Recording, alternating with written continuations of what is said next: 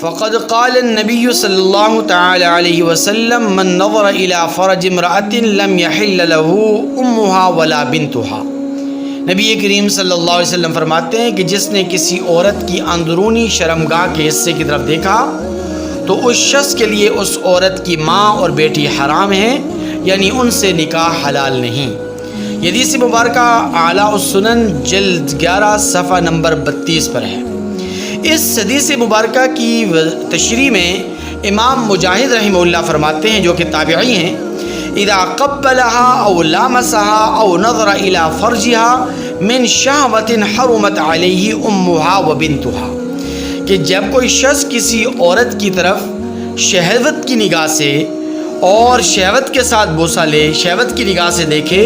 شہوت کے ساتھ بوسہ لے یا شہوت کے ساتھ اس کو چھوئے، ہاتھ لگائے اور شہوت سے اس کی شرمگاہ کی طرف دیکھے، تو پھر اس کی ماں اور اس کی بیٹی اس شخص پر حرام ہو جاتی ہیں۔ سعید ابن مسیب رحمہ اللہ اور حسن بصری رحمہ اللہ، یہ دونوں حضرات اس حدیث مبارکہ کی وضاحت میں فرماتے ہیں، اذا زنى الرجل بامرأة فليس له ان يتزوج ابنتها ولا امها، کہ جو شخص کسی عورت کے ساتھ زنا کرے، بدکاری کرے، تو پھر اس کی جو بیٹی ہے اور اس کی جو ماں ہے وہ اس کے لیے کبھی بھی حلال نہیں، اور اس کے ساتھ اس کا نکاح کبھی بھی نہیں ہو سکتا۔ یہ میں جو 3 روایات آپ کے سامنے میں نے پیش کی ہیں، ایک حدیث مبارکہ ہے اور 2 ہمارے اکابر اور جلیل القدر حضرات کی جو روایات ہیں وہ آپ کے سامنے اس لیے پیش کی ہیں کہ عام طور پر لوگ یہ سمجھتے ہیں کہ اگر کوئی شخص اپنی بیوی کو طلاق دے دیتا ہے تو طلاق دینے کی وجہ سے بیوی حرام ہو جاتی ہے، جبکہ بہت ساری ایسی چیزیں ہیں، بہت ساری ایسی صورتیں ہیں کہ جن کی وجہ سے بیوی حرام ہو جاتی ہے، لیکن لوگ ان کی طرف توجہ نہیں دیتے، لوگوں کو پتہ بھی نہیں ہوتا کہ کون کون سی ایسی چیزیں ہیں، کون کون سی ایسی صورتیں ہیں کہ جن کی وجہ سے بیوی ہمیشہ ہمیشہ کے لیے حرام ہو جاتی ہے۔ تو وہ تمام تفصیلات میں آپ کے سامنے رکھوں گا، آپ نے شروع سے لے کر آخر تک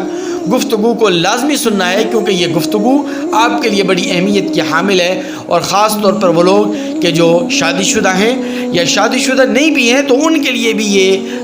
تفصیلات اہمیت کی حامل ہے، کیونکہ شادی سے پہلے اگر کوئی شخص منگنی کے دوران اور جب رشتہ ازدواج سے وہ منسلک ہو جاتا ہے تو اس دوران بھی اگر کوئی شخص اس طرح کی حرکت کر بیٹھے تو اس کی وجہ سے بھی بیوی حرام ہو جاتی ہے، اور اس کے ساتھ اس کا رشتہ حلال، بیوی والا رشتہ وہ حلال نہیں رہتا۔ تو یہ تفصیلات جو ہے نا بڑی اہمیت کی حامل ہے۔ سب سے پہلی بات یہ ہے کہ اگر کوئی داماد اپنی ساس سے دوائی جما کر بیٹھے، دوائی جمع یا جمع کر بیٹھتا ہے، اچھا دوائی جمع اور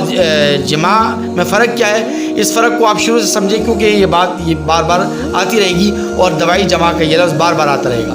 دوائی جمع کا مطلب یہ ہے کہ شہوت کے ساتھ کسی کو ہاتھ لگانا، شہوت کے ساتھ کسی کا بوسہ لینا، کسی عورت کا بوسہ لینا، یا شہوت کے ساتھ کسی کی شرمگاہ کی طرف دیکھنا، یہ دوائی جمع ہے۔ تو اگر کوئی داماد اپنی ساس کے ساتھ دوائی جما کر بیٹھے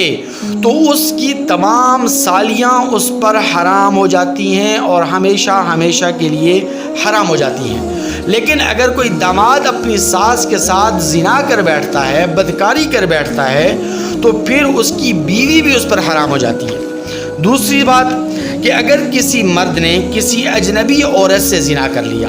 تو اس عورت کی ماں اور بیٹی بھی اس کے لیے حرام ہو جاتی ہے، اور اس کی ماں اور بیٹی سے اس کا نکاح یہ حلال نہیں رہتا۔ اور یہ حکم اس وقت بھی ہے کہ مرد نے زنا تو نہیں کیا، زنا اور بدکاری تو اسے نہیں کی، لیکن شہوت سے اس نے اس عورت پر، اجنبی عورت پر ہاتھ پھیر دیا یا شرمگاہ کے اندرونی حصے کی طرف اس نے نظر ڈال دی، تو تب بھی یہی حکم ہے، تب بھی ایسی اجنبی عورت کی ماں اور بیٹی اس پر حرام ہو جاتی ہے، اور اس کے ساتھ نکاح کا حلال نہیں رہتا۔ اسی طرح اگر کوئی مرد یعنی سسر، مرد سے مراد سسر ہے، کوئی سسر اپنی بہو سے جما کر بیٹھے یا دوائی جمع کر لے، دوائی جمع جس کی تفصیل میں نے عرض کر دی، تو اس صورت میں بہو کی جو ماں ہے،